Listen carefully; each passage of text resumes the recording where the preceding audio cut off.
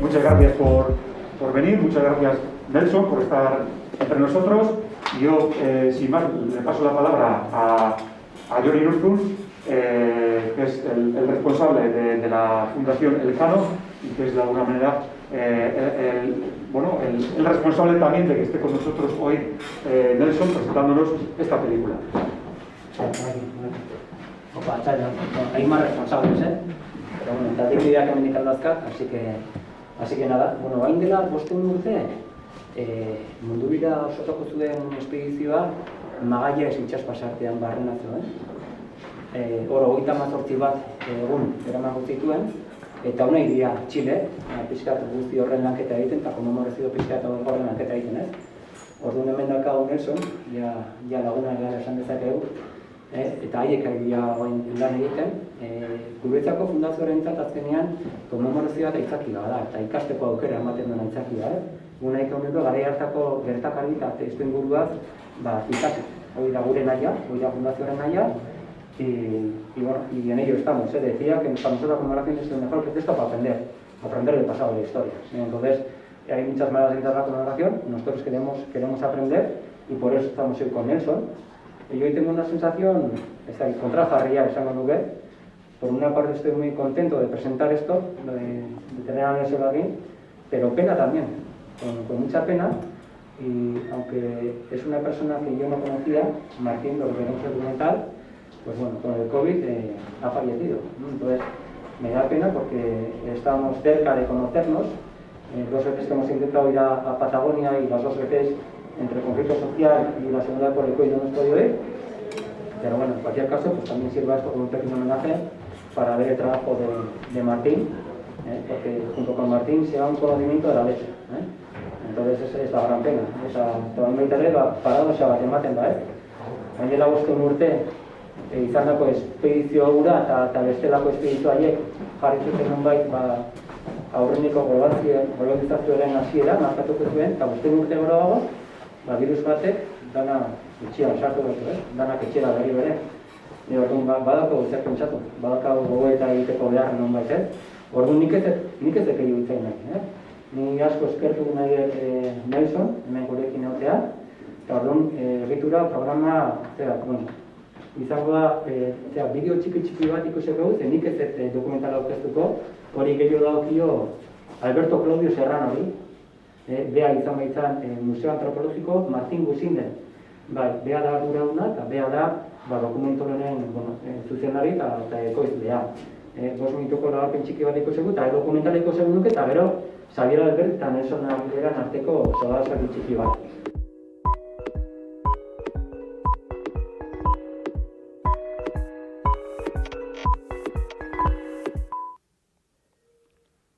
Hola, muy buenas tardes a todas, a todos, o buenos días, no sé cómo será en estos momentos por allá en España. Mi nombre es Alberto Serrano, junto a Cristóbal Azócar, somos los creadores y realizadores del documental Tanana, estar listo para zarpar, que podrán ver ahora ahí en estos momentos.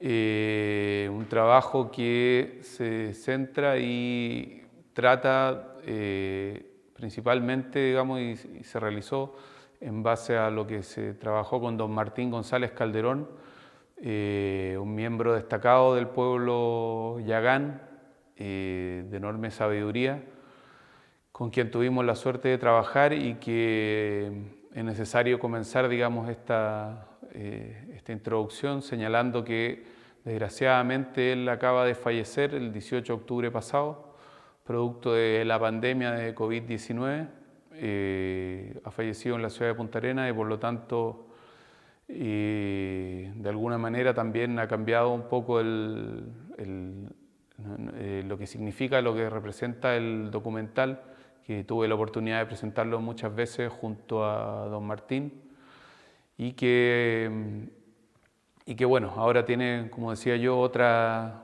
implicancia, otra significancia también al habernos dejado al haber partido, digamos, producto de una nueva pandemia, epidemia que asola a las poblaciones fueguinas en estos 500 años, digamos. Estoy ubicado aquí en el Museo Antropológico Martín Gusinde, del cual también yo soy director, y estoy ubicado aquí justamente junto a esta embarcación, esta réplica de canoa de Corteza Yagán, porque justamente también fue confeccionada y realizada por don Martín. Él era quizás el principal artesano y carpintero de Rivera, bueno, y una serie de cualidades, digamos, manuales propias de su pueblo, del pueblo Yagán, digamos, quizás el más destacado cultor que teníamos en este tiempo.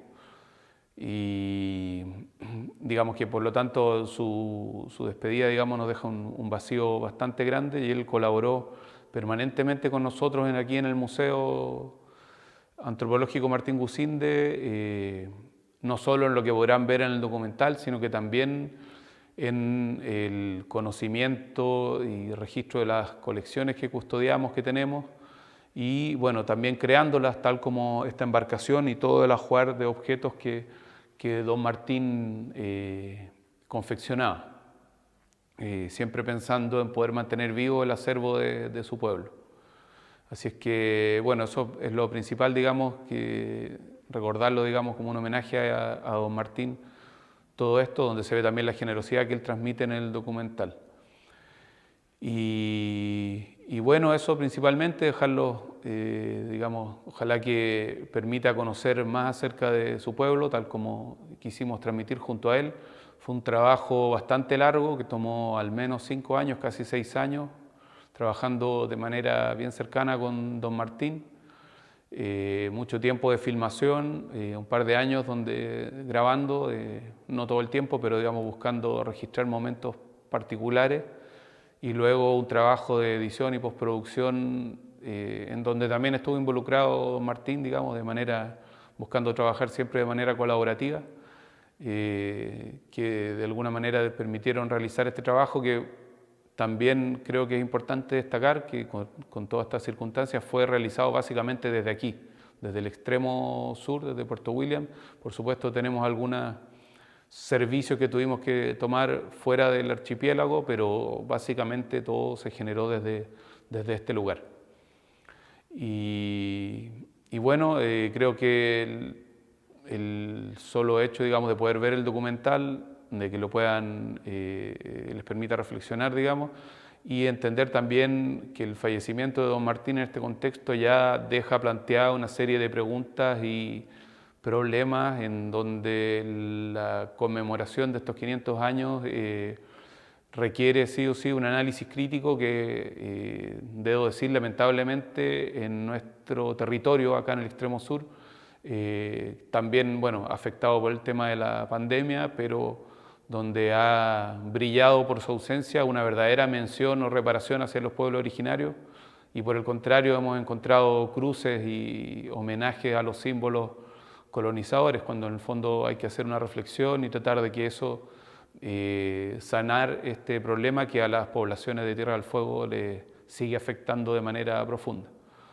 Así es que yo creo que lo que comparte don Martín en el documental de alguna manera demuestra el espíritu generoso, digamos, que hay desde las poblaciones actuales, y la necesidad de que las identidades territoriales del sur se sigan reafirmando tras todo lo que han experimentado. Así que los invito a verlo, y no sé si voy a tener la oportunidad de contestar sus preguntas, pero creo ahí que la reflexión que pueda darse en la conversación con ustedes ahí puede ser de mucho interés. Así que gracias por el interés en presentarlo, y que estén muy bien. Un saludo desde acá del extremo sur.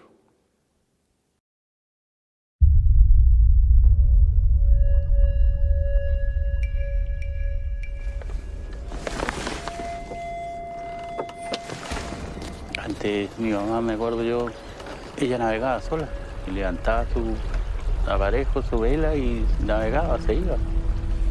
Y hacía lo que quería. Mis hijas no pueden hacer eso porque no saben.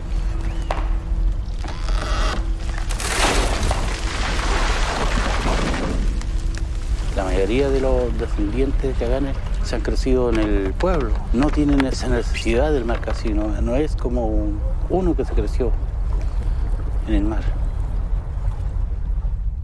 ¡Mira, Andrea, mi bote!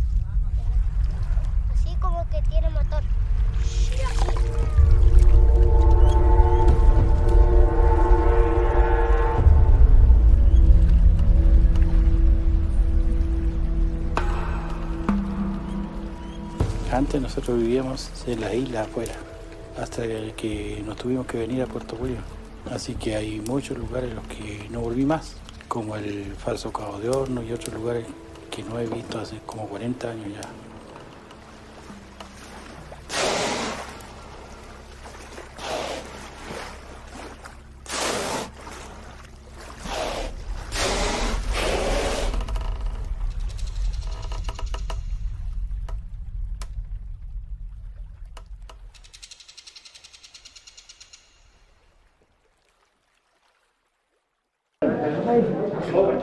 Bueno, tenemos ahora un cuartito de hora para comentar algunas cuestiones de la película. A mí realmente me ha parecido, es una película preciosa, el medio es increíble, la historia también es increíble, pero es triste, es lo que aparece es de alguna manera un proceso de despaisajización, ¿no? O sea, lo que ha sido un paisaje humano, lo que era un medio integrado en un paisaje cultural, una cultura que integraba todo ese paisaje, que es este señor, ¿no? Es el único que conoce los nombres, que conoce los lugares, dónde está una cocina, dónde están unas tumbas. Increíble, ¿no? Increíble la visión, bueno, de cualquiera de nosotros, ¿no? Vemos, uy, qué bonito, mira, los delfines, la vegetación y la visión de este hombre, de todo un mundo desaparecido, ¿no? De alguna manera queda en su mente. Es lo que a mí, desde luego, me ha transmitido la película. Pasar juntas salut. Hay unos hapis, Shapakutasan, Usipi. Hola, ¿cómo están? Estoy muy contento de hablarles hoy día aquí en este lugar. Los he saludado en lengua yagán, lengua que me enseñó mi abuela Úrsula, la madre de Martín. A mí me deja una sensación también de luz y sombra, no solamente por la partida de Martín hace algunas semanas atrás, con quien me unía una profunda relación de amistad, se fue parte de mi familia, en otras palabras. Además, decir que, bueno, la abuela Úrsula y yo teníamos una relación muy profunda. Úrsula falleció en 2013 y es quien aparece o suena cantando de respaldo en todas las canciones indígenas que se escuchan, en todas las melodías.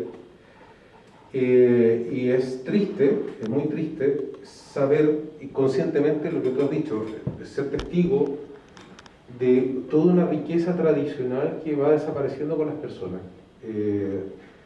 Es cierto que probablemente hayan algunas personas de la comunidad yagán que todavía conocen algunas artes, pero probablemente el último gran depositario del arte tradicional de la canoa y de la navegación fue Martín. Y con él teníamos varias ideas de desarrollar algunos proyectos en conjunto, entre ellos reconstruir una canoa en el lugar. Y de hecho, Martín estaba invitado para venir a Pasaya en mayo último, por razones de la alarma ambiental, o sea, de la alarma al COVID. Eso se canceló y lamentablemente quedó en el tintero. Estamos en contacto con la familia directa de Martín. Están muy afectados. La verdad es que estamos un poco confundido, lo digo desde la perspectiva de los afectos, porque es una ausencia muy presente, valga la contradicción. En otras palabras, ninguno de nosotros puede creer en que Martín no esté. Pero pensando en la lógica tradicional también yagán, las personas que mueren se transforman en otra cosa. Y quiero creer que Martín está de una u otra manera de vuelta en su territorio, y hasta donde sé, por deseo de él, transmitido a sus hijas, sus restos van a ser en algún momento trasladados a Bahía Mejillones, donde finalmente va a integrarse como parte del paisaje como ceniza. Efectivamente son, 6.000, sabemos que hay 6.500 años de tradición náutica en esta cultura. Los datos arqueológicos permiten suponer que hay ocupación insular, por lo tanto no hay otra forma de llegar que no sea a través de la navegación hace aproximadamente 6.500 años. Y es una curiosidad porque es una navegación que no conocemos en términos remotos porque las canoas no se conservan. Las canoas son de un material que se degrada en el subsuelo, por lo tanto se descompone y no hay evidencia, salvo algunas inferencias indirectas que se pueden hacer a través del instrumental o de la ergología, como la aparición de ciertas cuñas o herramientas para producir canoas, pero no canoas. En el caso particular de Yagán, hay un solo dato conocido, y hay un artículo que va a ser publicado, entiendo, que es un hallazgo que tiene muchas particularidades, que es la canoa de Huárnuca, que es un lugar que queda ubicado frente a la isla Mascart, en la desembocadura del río Douglas, un poco más al sur, perdón, un poco más al norte, y es un fragmento que encuentra Julius Baird en 1928. De hecho, es uno de los primeros fechados radiocarbónicos de Patagonia Austral. No sabemos exactamente qué fue lo que fechó, pero encontró fragmentos de una canoa. Y con todo, la tecnología y el arte empleado es muy similar a la canoa que conocemos en la época del contacto con los europeos. Por lo tanto, estamos hablando de una canoa que tiene una continuidad al menos cercana a los 1000 años. Y son unas canoas de corteza cocida o amarrada, que son realmente una joya como solución tecnológica, porque en su simpleza tenía una capacidad de transportar del orden de 600 kilos. Son desplazamientos bárbaros para una embarcación nominalmente tan frágil, y que tenía una serie de particularidades. Permitía navegar sobre las algas, permitía su porteo a través de los pasos como el que se ve en... Me parece increíble. Sí. El tema de los pasos, sí, me parece increíble. Fíjate que es una materia que está en estudio. Uno de mis compañeros del equipo de investigación de la Universidad Autónoma de Barcelona está precisamente enfocándose en esa materia. Y uno de los aprendizajes que hemos tenido durante el último tiempo es que aparentemente los famosos porteos o pasos de indios no son simplemente atajos, lejos de lo que podía pensarse.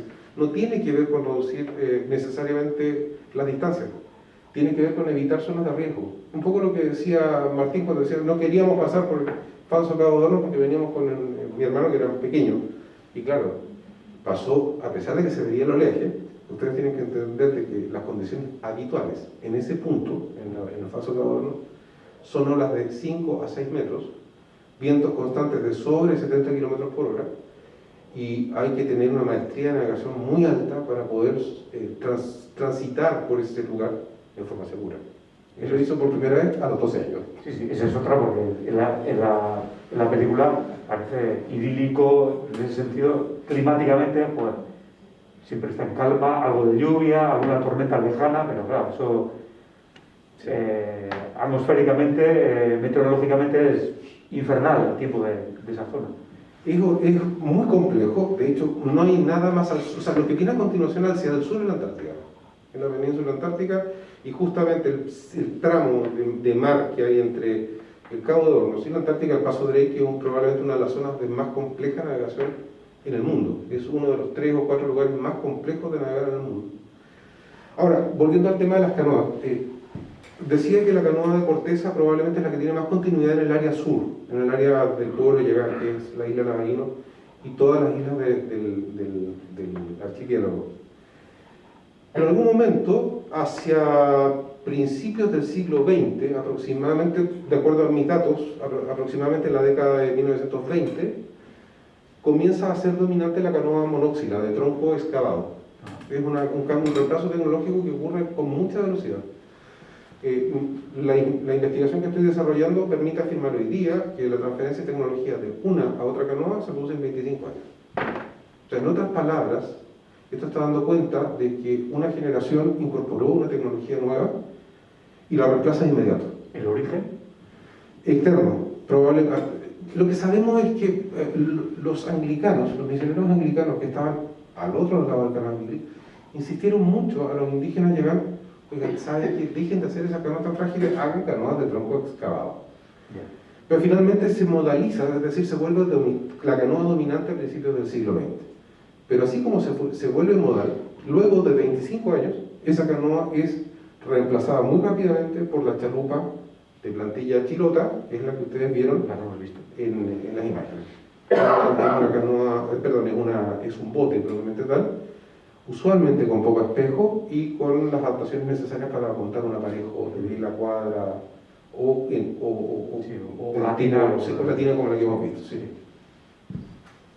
Así es que espero que les haya gustado. Es una manera es una manera de haber compartido a Martín con ustedes en realidad. Ese era un poco el espíritu que a mí personalmente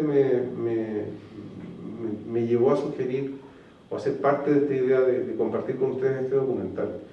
Es más que un testimonio de vida, yo creo que comparto contigo, es el testimonio de una cultura que aún existe a través de sus descendientes. No es un artículo de museo, hay una comunidad viva de descendientes, pero que evidentemente ha sido afectada no solamente por esta situación COVID hoy, sino recordar, por ejemplo, que fueron asolados por otro episodio epidémico que fue el sarampión en 1882 y que los barrió. O sea, se calcula que aproximadamente sobre el 50%, entre el 50 y el 60% de la población yagana que estaba en la misión anglicana murió.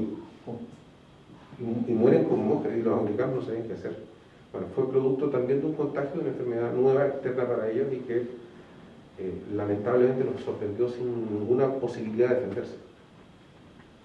Las causas, ya sé que son complejas, porque siempre las cosas son complejas.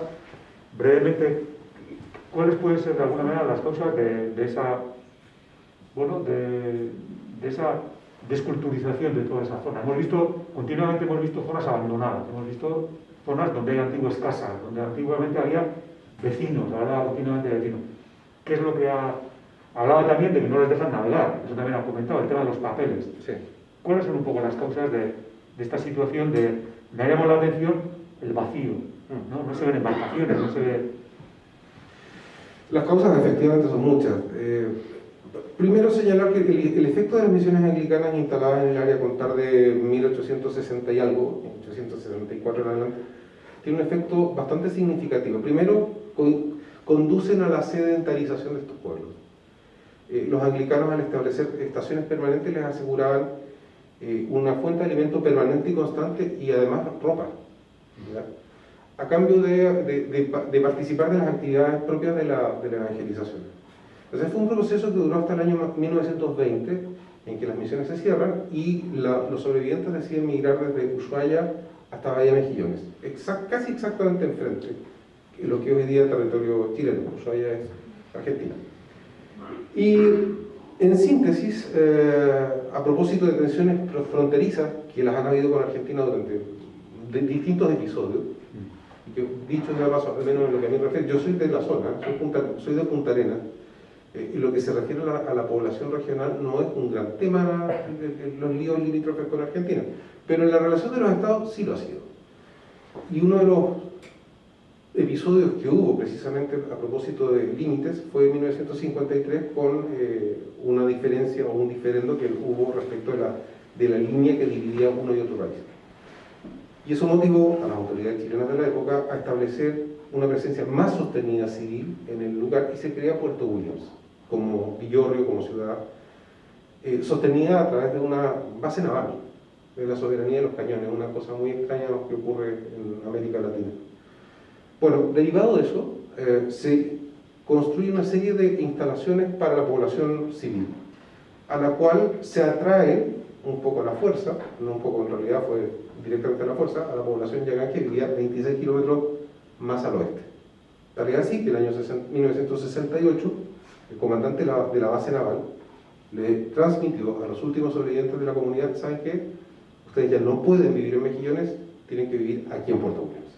Y eso motivó un traslado que duró 3 años. Y la última familia en trasladarse fue la de la Cristina, que aparece en la imagen. Luego, en 1978, hubo un segundo episodio muy complejo con Argentina, que casi deriva en una guerra, y que conduce a otro proceso, que es el de la chilenización, en que a través de la simbólica que transmite la escuela, el ejercicio de la ley o de las leyes, se impone un modelo, una visión de Estado que era una visión sobre todo este proceso. Naturalmente, todo esto que oliese indígena era un problema. Y lo mismo lo decía un poco sin querer, queriendo la abuela Cristina, cuando decía: yo no le enseñé a mis hijos. Hay una segunda derivada. Los mayores de las comunidades indígenas, Cahuéscar y Yagán, no le enseñaron el idioma a sus hijos, además por un factor discriminatorio. Porque si aprendían a hablar primero el yagán o el cahuasca, se convertían en malos hablantes del español castellano. Y se notaba claramente de que eran indígenas. Entonces, andaban con la chapa necesaria en la frente como para que fueran objeto claro de discriminación, como ocurrió. Y lo que tú dices es una cuestión que es transversal en los pueblos canoeros. Probablemente una de las cosas que es más significativa, aparte de la pérdida de sus territorios tradicionales, lo primero que aparece es la pérdida de la libertad. O sea, la consecuencia más brutal que hubo en esta relación asimétrica entre la sociedad dominante y las comunidades australes, en particular las comunidades canoeras, fue el verse impedidos de ejercer el libre ejercicio de transitar por el territorio sin pedirle permiso a nadie. Entonces lo que dice Martín en gran medida es cierto. O sea, hoy día para salir a navegar tienes que presentar documentación, certificados de seguridad de la nave, equipos de supervivencia, para gente que nació, se crió y ha vivido toda su vida en función de una canoa. O sea, es un absurdo, pero ocurre. No sé si tenéis alguna... No sé cómo andamos de tiempo y todo. Amarse. Ah, todavía estamos a tiempo. Yo estaba ya asustado ya. No sé si tenéis alguna pregunta, alguna cuestión. Levantáis la mano y entráis al diálogo, o sea, tranquilamente. Sí, Quería preguntar en lo que respecta a la lengua, o sea, se ha estudiado y se transmitió de forma oral, entiendo, ¿no? Lo que sea, la sociedad que aparece, Cristina, es la última que hablaba el idioma. Sí, mira, a ver, la respuesta es compleja porque tiene una complejidad histórica. Me explico. De todas las lenguas de Patagonia Austral, la más descrita en la historia es la lengua yagán. Tiene una curiosidad. Misionero que pasó, etnógrafo que pasó, algo dijo respecto al yagán. Y es una lengua súper bien documentada, pero muy bien documentada sobre variantes dialectales del yagán que ya no se hablan hace mucho tiempo. ¿Ya? Siempre menciono este ejemplo que me parece de manual. Thomas Bridges, uno de los misioneros anglicanos, lo primero que hizo, pero se dio cuenta, que la mejor manera de evangelizar era desde el idioma yagán y desde la cosmovisión. Porque se dieron cuenta de que los yagán no tenían una idea de lo sobrenatural como los occidentales. De hecho, no creían en un dios. O sea, la idea teísta no existía. Entonces, ¿cómo meterse desde lo conceptual? Era necesariamente a través del idioma. Y Bridges desarrolla un diccionario que es alucinante. Y varias veces consultado, decía, bueno, esta lengua es tan rica que podemos al día de hoy decir que cuenta con más de 34.000 conceptos y 35.000. Pero ¿cuál es el problema? Que con el tiempo el yagán entra en desuso, salvo en la esfera de lo familiar muy puntualmente, y efectivamente durante 1998 en adelante hubo intentos de sistematizarla, y entiendo que siguen habiendo intentos desde el seno de la comunidad de recuperar de alguna manera a través de lo oral el uso del idioma. De hecho, Martín fue educador comunitario y hasta donde me acuerdo realizó por lo menos 2 o 3 cursos de yagán a descendientes yagán que vivían en Punta Arenas. Sí, a mí me gustaría, cuando llegan los anglicanos, yo es que no sé nada de la historia de Sudamérica, ¿no? Cuando llegan los anglicanos se encuentran con una serie de etnias dispersas con lenguajes diferentes, es lo que acabas de explicar, ¿no? El monoteísmo, porque el anglicanismo es una forma de monoteísmo, se encuentra con una religión primitiva probablemente, que es el animismo, ¿no? Que es el dios de la ballena, el dios del árbol. Por ejemplo, una cosa que decía Unamuno sobre el euskera, perdona que vuelva al paralelismo, es que no había abstracción para describir la palabra árbol en vascuence, que después el batú ha generado la palabra zuaitz, que es como el genérico, el concepto para definir árbol, pero que en cambio la lengua euskárica primitiva, y eso también está en Campión y tal, tenía muchas palabras para cada tipo de árbol, era riquísima para cada tipo de árbol, porque la naturaleza abundan muchos árboles diferentes. Eso en los pueblos escandinavos o nórdicos hay muchos conceptos para muchos tipos de nieve. ¿Por qué? Porque hay que describir el hábitat con una precisión. Aunque la lengua sea oral, no quiere decir que no sea precisa conceptualmente, ¿no? Entonces, claro, cuando los anglicanos llegan con una religión, supongo que el anglicanismo es una forma de protestantismo, pero desde luego deriva del cristianismo, es un monoteísmo, ¿no? Y se encuentra con el dios del árbol, el dios del riachuelo, el dios de la ballena, ¿no? Esas abstracciones basadas en que hay espíritus en la naturaleza y que esos espíritus se manifiestan. Me puedo imaginar que era así la religión en parte de tus antepasados o de las diferentes etnias que vivían allí, y hasta qué punto después la supuesta superioridad tecnológica, ¿no? Porque a mí me ha pasado lo mismo. Yo he sido educado en una chalupa de estas, ¿no? En una chalupa gallega, y entonces intuitivamente de niño tú no aplicas conceptos, descubres la naturaleza porque el viento te viene por ahí, o tienes que poner la botavara la verga por acá. Es decir, tú experimentas, ¿no? Cuando eres niño. Y además hay una persona que te dice, esto se llama verga, esto se llama relinga, esto se llama timón, o esto se llama tiller, que diría un anglosajón, ¿no? Tiller, the rudder, es la pala del timón, y el tiller es la caña del timón, ¿no? Entonces, claro, esos son conceptos y palabras que de alguna manera tenían que existir en las técnicas de esas canoas primitivas que tú estás describiendo, hechas con corteza, y que se ven al principio del documental, que es muy interesante, el hecho de que sea portátil, ¿no? Eso es esa especificidad, ¿no? que sale al principio, ¿no? Que Martín iba a empezar a transmitir por esas canoas portátiles de corteza que él había, con las que supongo que se iba a la nutria, ¿no? Porque es otra de las cosas que sale en el documental. ¿Qué es lo que se pescaba? ¿Qué pescaba la madre de Martín? ¿Qué pescaba la cultura tradicional de ese lugar más austral del planeta, ¿no? Esa es la pregunta. Perdona, me enrollo mucho. No, tranquilo, como voy a tratar de darle de carambola de tal manera de responder, al menos en parte, a todas. A ver, toda lengua, por principio, toda lengua necesariamente tiene que, para poder existir, tiene que dar cuenta de la totalidad del universo, en función de los intereses de la comunidad lingüística que la comparte, porque lo contrario no sirve. Ahora, cada cultura o cada identidad cultural define, de acuerdo a sus propios atributos y necesidades, algunas especificidades idiomáticas. ¿Ok? Dicho esto, para los occidentales, con lógica occidental, lenguas estructuradas como el español, como el inglés, como el francés, tienen lógica para Occidente, pero que probablemente no diga nada respecto a cazadores recolectores o cazadores del extremo austral del mundo o del extremo norte. Es súper socorrido el ejemplo de los inuit. Los inuit tienen 28 o 30 categorías para decir blanco.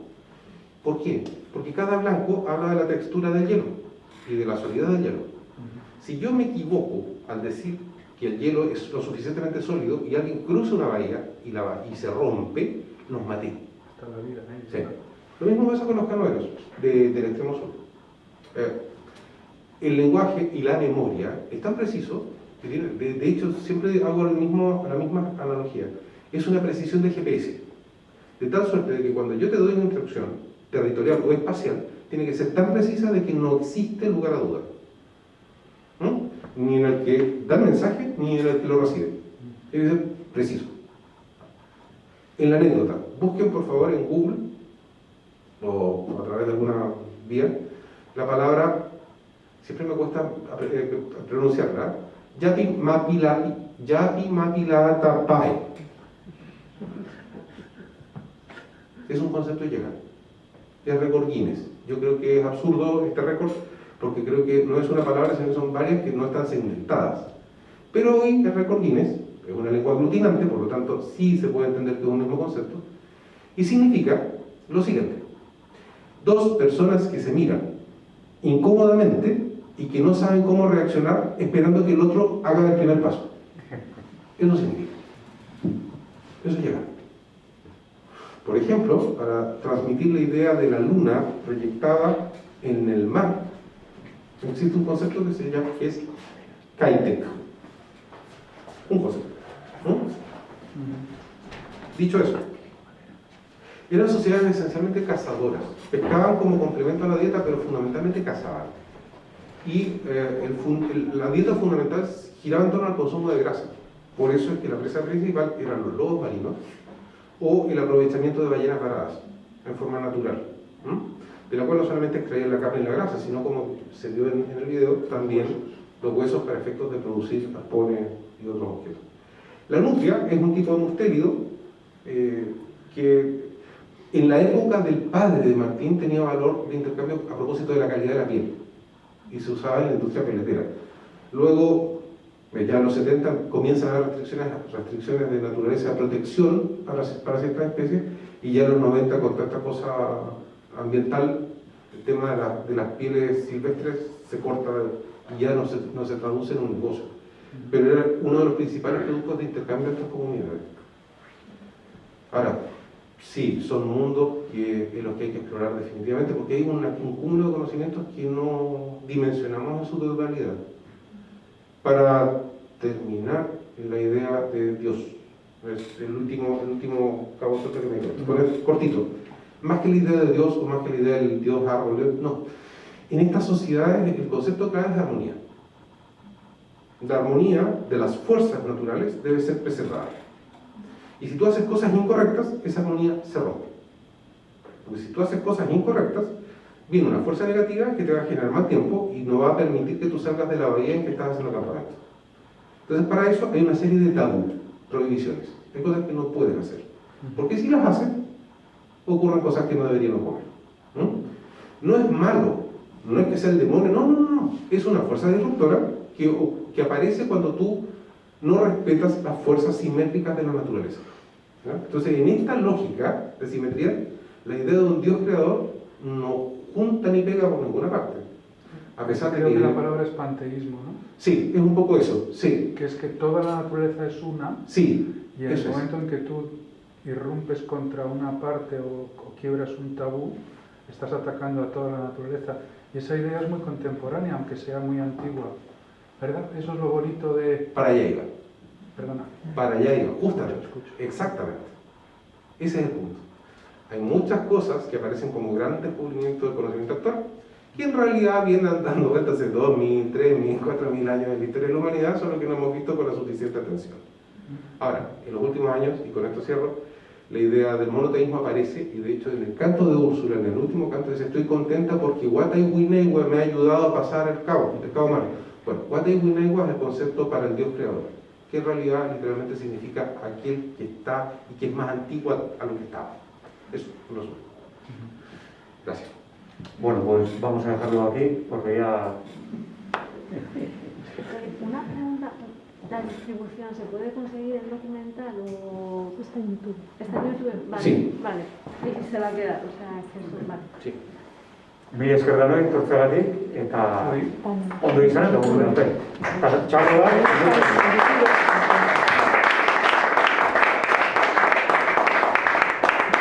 Perfecto. ¿Te gustó?